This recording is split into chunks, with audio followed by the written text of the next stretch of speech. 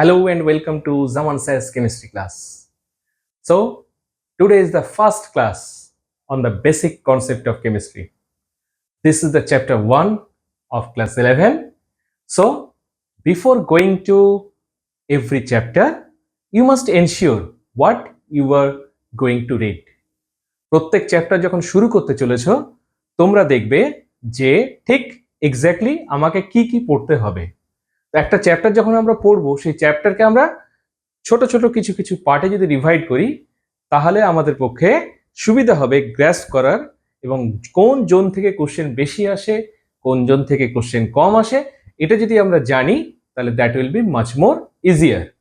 Which one is much more important, কোন জায়গাতে আমাকে ইম্পর্টেন্স দিতে হবে, কোন জায়গাতে আমাকে এমফাসাইজ করতে হবে, কোন জায়গা থেকে কোশ্চেন বেশি আসে, এইটা জানাটা একটা চ্যাপ্টার যখন শুরু হচ্ছে সেটা প্রচন্ড প্রচন্ড important.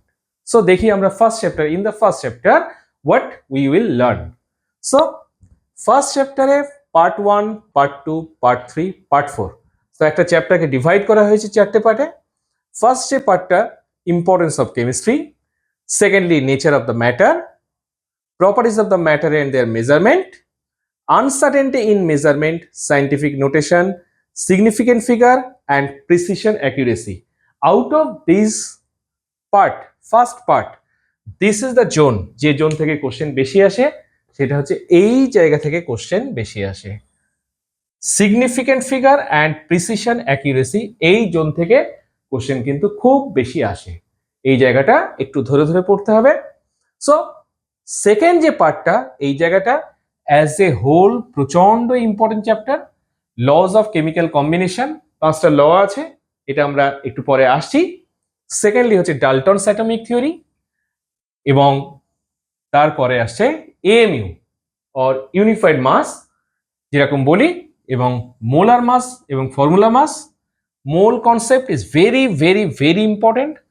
Percentage composition, empirical molecular formula, stoichiometry and the limiting reagent. প্রত্যেকটা জোন থেকে এখানে কোশ্চেন আসে, প্রত্যেকটা জোন থেকে কোশ্চেন অলমোস্ট আসেই।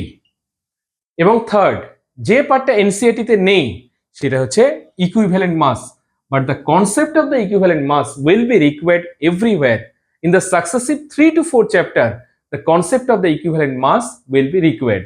So concept of equivalent mass is very very important. এবং তারপরে strength of the solution, normality, molality, gram per litre, percentage. So এই যে 5টা জিনিস, এই যে স্ট্রেংথ অফ দ্য সলিউশন, সে স্ট্রেংথ অফ দ্য সলিউশন এই চ্যাপ্টারে তো আসেই এবং সাবসিকুয়েন্টলি আরো 2 বা 3টে চ্যাপ্টারে তোমার এই কনসেপ্ট স্ট্রেংথ অফ দ্য সলিউশনের কনসেপ্ট লাগবে। সো এই হচ্ছে আমার ফার্স্ট চ্যাপ্টারে ওভারঅল আমার আসে। প্রত্যেক বছর ফার্স্ট চ্যাপ্টার থেকে অ্যাটলিস্ট 2টো কোশ্চেন, মিনিমাম 2টো কোশ্চেন হচ্ছে expected question. Every year 2 question will suppose to come from this part. একদম এই চ্যাপ্টারটা ভালো করে গ্র্যাস্প করলে not only this chapter, subsequently আরো অনেক চ্যাপ্টারের কনসেপ্ট হচ্ছে তোমার কাজে, এই চ্যাপ্টারের কনসেপ্ট হচ্ছে কাজে লাগবে। সো এই হচ্ছে আমাকে জানতে হবে যে ফার্স্ট চ্যাপ্টারে কি কি পড়তে হবে। এইটুকুকে মাথায় রেখে আমরা শুরু করব। ফার্স্ট পার্টটা রিডিং পড়বে, importance of the chemistry, nature of the matter, properties of the matter and their measurement, এই পর্যন্ত রিডিং পড়বে।